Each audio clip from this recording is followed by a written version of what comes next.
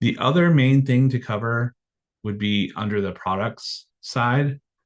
So there's two main things to cover. Like I said, dimensions and weight are going to be the main things that we look for. So having your metafields set up if you're using metafields, if you're using tags, you'd want to use this type of formatting. And really, you you're only allowed to use one or the other.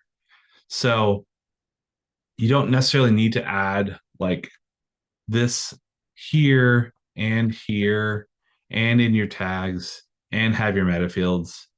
You really only need to do that in one place. Like I called out in our previous video, the dimension setup is very specific. So if you're going to use title, description, or tags, this is basically what it needs to look like. So you cannot say, for example, add tags that say something along the lines of depth 20 and then a separate tag for length 40. Like they all have to be in either one tag and they all have to be in this type of formatting.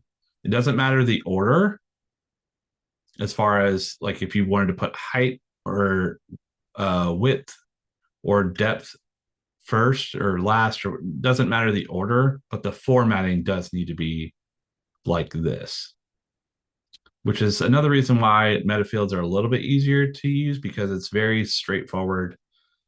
It's just the dimensions and then the measurement type.